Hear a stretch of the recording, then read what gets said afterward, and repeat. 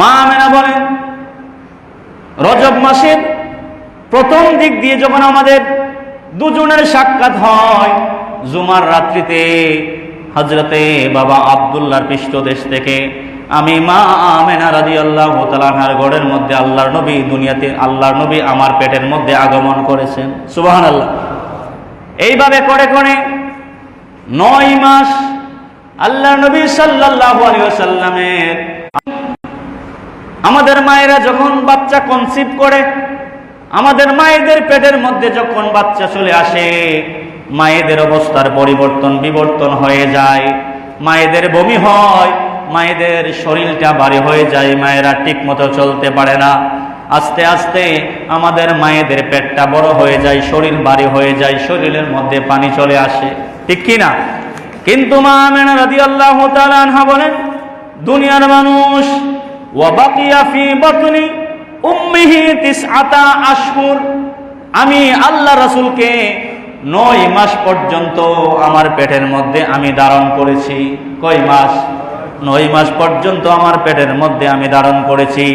এই 9 মাসের মধ্যে কামালান লা তাসকু ওয়াজাআন ওয়ালা মাগসান ওয়ালা রিহান, বলে এই 9 মাসের মধ্যে আমি মা আমেনা একদিনের জন্য কোনো কষ্ট অনুভব করি নাই, একদিনের জন্য আমি বমি করি নাই, একদিনের জন্য আমার শরীরের মধ্যে কোনো কষ্ট অনুভব হয় নাই। বলে সুবহানাল্লাহ, আল্লাহু আকবার।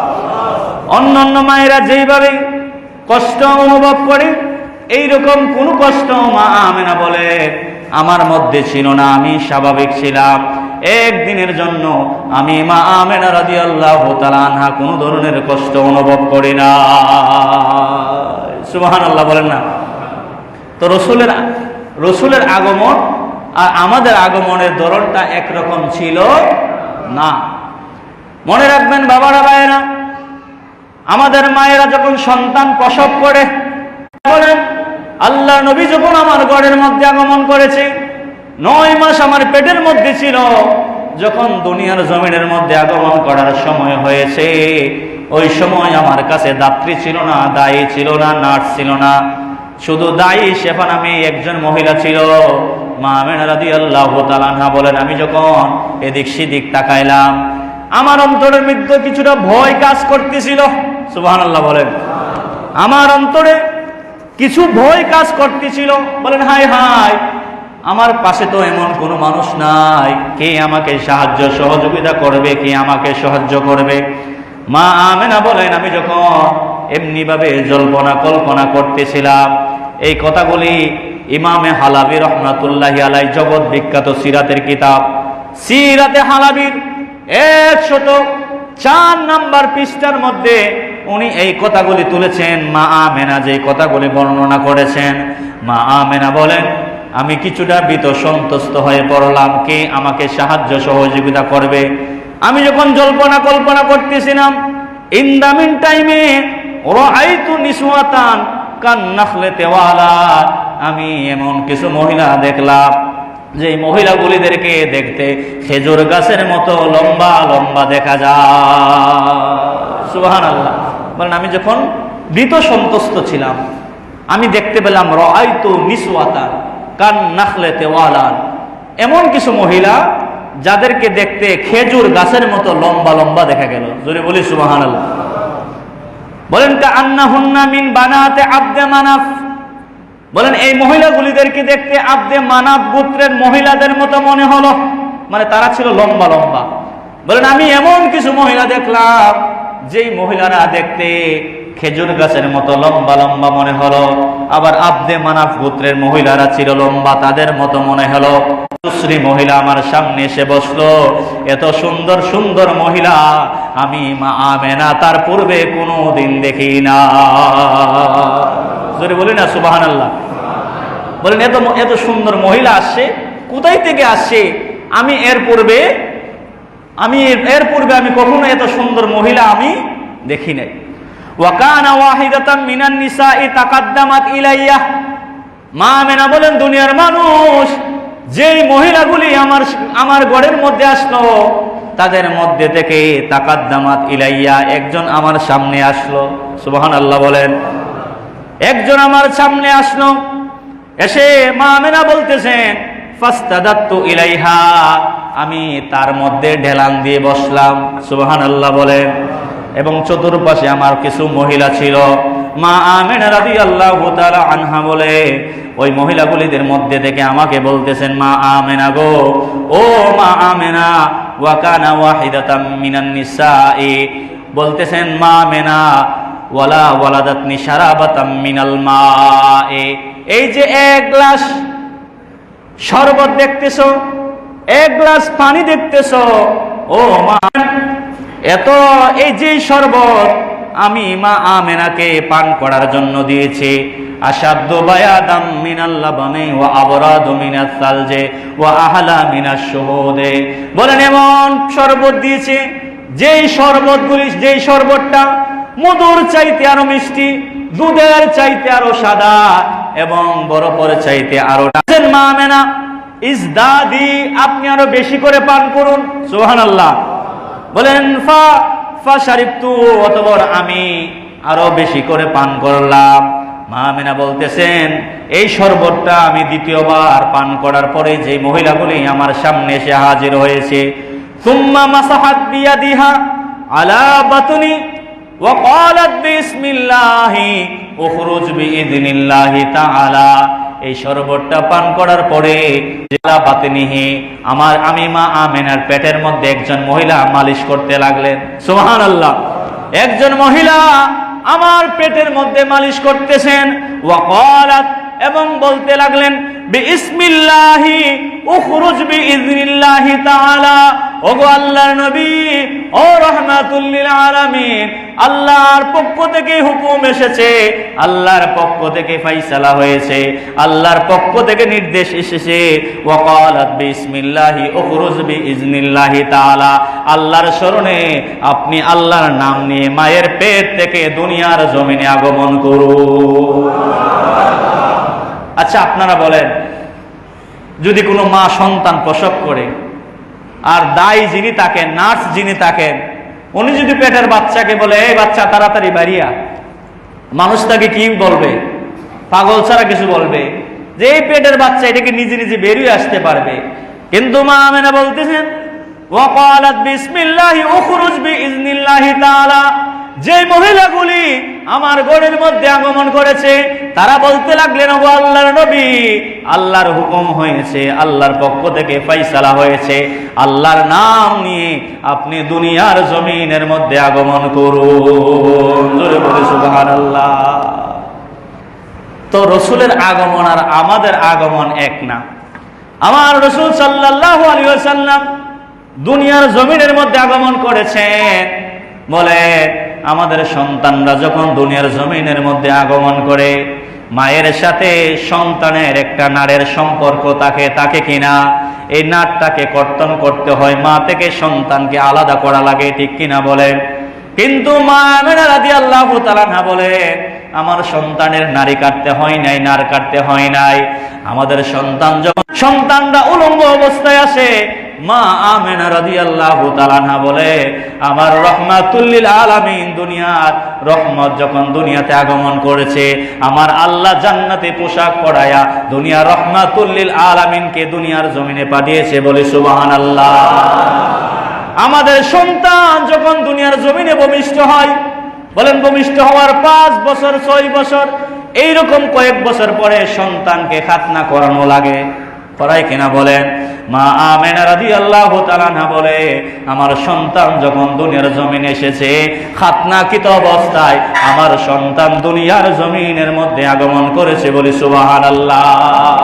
শুধু তাই নয়, আল্লাহর নবী নিজেই জবান মুবারক দিয়ে বলতে লাগলেন, লাম ইয়ারা আহাদুম মিন সুআতি, দুনিয়ার মানুষ তোমরা জেনে নাও, লাম ইয়ারা আহাদুম মিন সুআতি, আমি রাসূলের লজ্জাস্থান দুনিয়ার কোনো মানুষ দেখতে পারে নাই। জোরে বলি সুবহানাল্লাহ।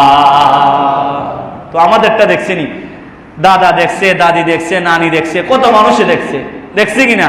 রাসূল বলতেছে লাম ইয়ারা আহাদুম মিন সুআতি, বলেন আমার লজ্জাস্থান পৃথিবীর কোনো মানুষ দেখে নাই। আমার আল্লাহ জান্নাতি পোশাক দিয়া তারপরে রসুলকে আমার আল্লাহ আমাকে দুনিয়াতে পাঠাইছে। যদি বলি সুবহানাল্লাহ। এবার শুনেন, মা আমেনা বলেন, যেই সন্তানগুলি, যেই মহিলাগুলি আমার ঘরের মধ্যে আসলো তাদেরকে তো আমি চিনি না। তোমরা কোত্থেকে আসছো, তোমাদের পরিচয় কি? সুবহানাল্লাহ বলেন। কারণ হঠাৎ করে যখন কাউকে দেখবে মানুষ আশ্চর্য হয়ে যাবে। মা আমেনা বলেন, আমি তাদেরকে জিগাইলাম, ফাকুলনা লি, আমি জিগাইলাম, আই তিলকা নিসওয়া, তোমরা কোত্থেকে আসছো, তোমাদের পরিচয় কি? যদি বলি সুবহানাল্লাহ। মনে রাখবেন, আল্লাহ নবী সাল্লাল্লাহু আলাইহি ওয়াসাল্লাম যখন ভূমিষ্ঠ হয়েছে, এই নারীরা জবাব দিচ্ছে, ওয়া নাহনু আসিয়াতু ইমরাতি ফিরাউন, মা আমেনা গো, আমি অন্য কোনো মহিলা না, আমি ফেরাউনের স্ত্রী আসিয়া, আমি জান্নাতে ছিলাম। আলামিন দুনিয়াতে আগমন করবে, আমার আল্লাহ জান্নাত থেকে আমি আসিয়াকে রসুলের কাছে পাঠিয়েছে আল্লাহ রাসূলকে সাহায্য করার জন্য। বলি সুবহানাল্লাহ। ওয়া মারিয়াম ইবনাতে ইমরানা, আরেকজন জবাব দিচ্ছে, আমি হলাম হযরতে মারিয়াম আলাইহিস সালাতু ওয়াস সালাম। সুবহানাল্লাহ। ঈসা নবীর মায়ের নাম কি? বলেন না, ঈসা নবীর মায়ের নাম বলেন, আমি হলাম মারিয়াম আলাইহিস সালাতু ওয়াস সালাম। আমি জান্নাতের মধ্যে ছিলাম, জান্নাত থেকে আমার আল্লাহ পাক রব্বুল আলামিন আহকামুল হাকিমিন আল্লাহ আমাকে আপনার ঘরের মধ্যে পাঠিয়েছে। কারণ দুনিয়া রহমাতুল লিল আলামিন দুনিয়াতে আগমন করবে, রাসূলের জন্য কোনো কষ্ট না হয়, রাসূলের জন্য কোনো কষ্ট অনুভব না হয়। এই জন্য আমার আল্লাহ দুনিয়ার কোনো দাত্রী, দুনিয়ার কোনো দায়ী দ্বারা আমার রসুলকে সাহায্য করাই নাই। জান্নাতি মহিলা পাঠাইয়া, জান্নাতি নারী পাঠাইয়া আমার আল্লাহ তার রসুলকে সাহায্য করেছে। জোরে বলে সুবহানাল্লাহ, আল্লাহু আকবার। তো আমাদের কারো সন্তান জন্মের সময় এমন মহিলা আসেনি? বলেন আসে কিনা? তো তাহলে বোঝা গেল আমাদের আশা আর রসুলের আশার ধরনটা এক না, ঠিক কিনা? আমাদের আশা আর রসুলের দুনিয়াতে আশাটা এক না। রসুলের মতো এসেছে, আমাদের লজ্জাস্থান দেখেছে, রসুলের লজ্জাস্থান দেখে নাই। আমরা উলঙ্গ অবস্থায় এসেছি, রসুল উলঙ্গ অবস্থায় আসে নাই, জান্নাতি পোশাক পরে আল্লাহ পাঠাইছে। যদি বলি সুবহানাল্লাহ। কতটা বর্ণনা দেখবেন। আল মাওয়াহিবুল্লাহ দুনিয়া খোলেন, তারপরে আপনি আল বেদায় ওয়ান নেহায়া খোলেন, তারপরে সিরাত ইবনে হিশাম খোলেন, তারিখুল খুলাফা হলেন, অনেকগুলা কিতাব খোলেন, সবগুলা কিতাবের মধ্যে আসছে আমার আল্লাহ তার রসুলকে জান্নাতি পোশাক পাঠাইয়া খাতনাকৃত অবস্থায় আমার আল্লাহ দুনিয়াতে পাঠাইছে। সুবহানাল্লাহ।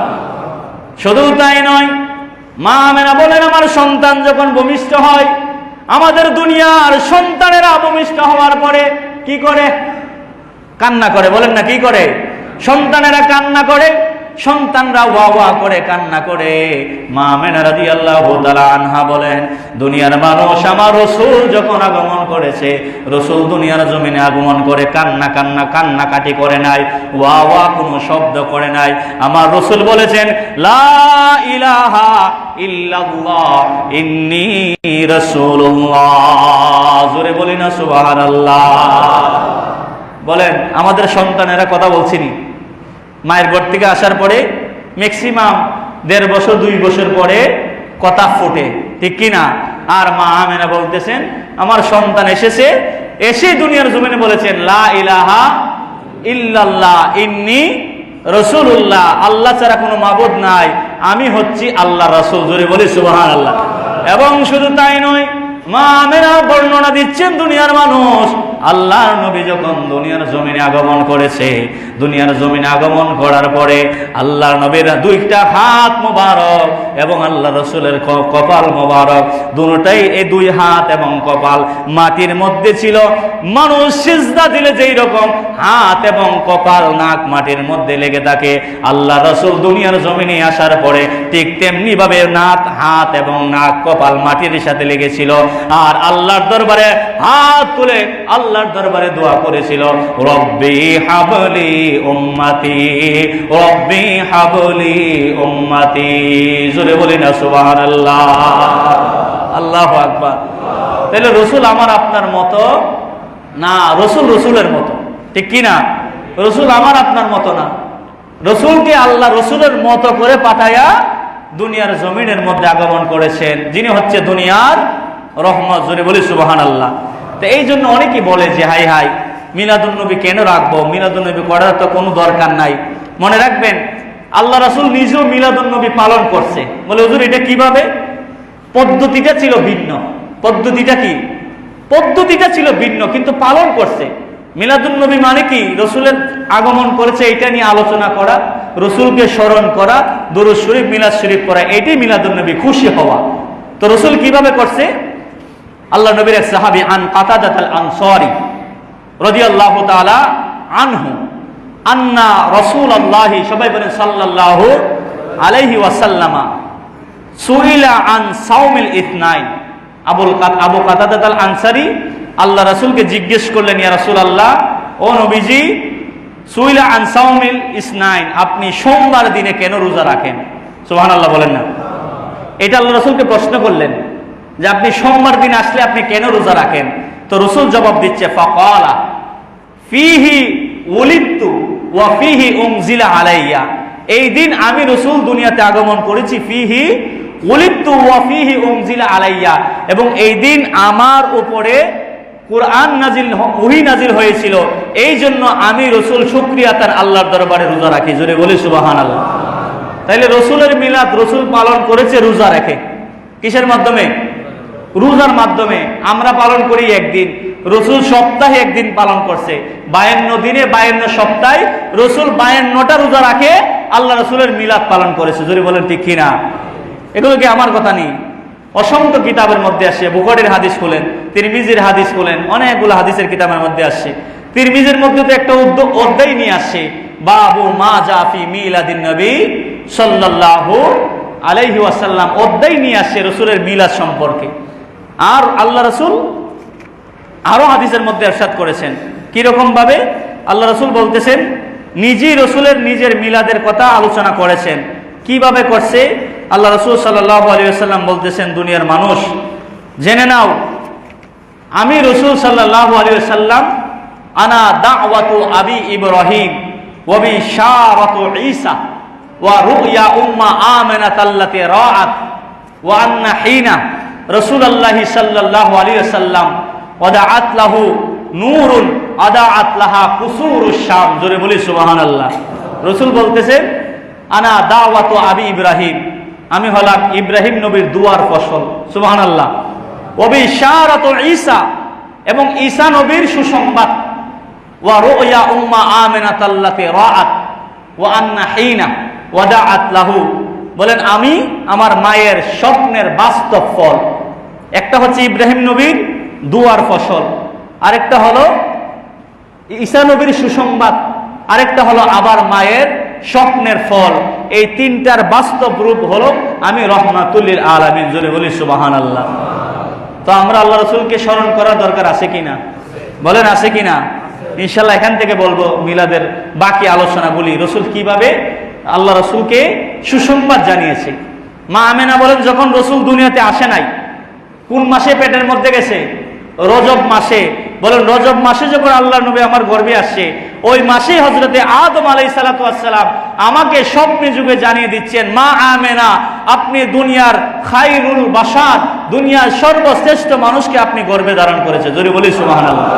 বলেন এমনি ভাবে প্রত্যেক মাসে মাসে আদম আলাইহিস সালাতু ওয়াস সালাম, নূহ আলাইহিস সালাতু ওয়াস সালাম, ইব্রাহিম আলাইহিস সালাতু ওয়াস সালাম, এক এক করে করে 9 মাসে 9 জন নবী আমাকে স্বপ্নে যুগে এসে সুসংবাদ জানিয়ে গেছে। সুবহানাল্লাহ। তো রসুল আসে নাই, তার আগে আল্লাহ রসুলের মিলাদ নিয়ে আলোচনা করেছেন, সুসংবাদ দিয়েছেন। তো আমরা তো রসুলের উম্মত, আমাদেরও রসুলকে স্মরণ করা দরকার আছে কিনা? বলেন আছে কিনা? তো সেই জন্য আমাদের বাইতুল উকবা জামি মসজিদের কমিটির পক্ষ থেকে আপনাদেরকে দাওয়াত করা হচ্ছে আগামী শুক্রবার। কি বার? আগামী শুক্রবার বাদ মাগরিব ঈদে মিলাদুন নবী সাল্লাল্লাহু আলাইহি ওয়াসাল্লাম উপলক্ষে এই মসজিদের মধ্যে ওয়াজ এবং দোয়ার মাহফিল আয়োজন করা হবে। কমিটির পক্ষ থেকে আপনাদেরকে দাওয়াত দেওয়া হলো। যারা পারেন থাকার চেষ্টা করবেন। আপনাদের জন্য তাবারকের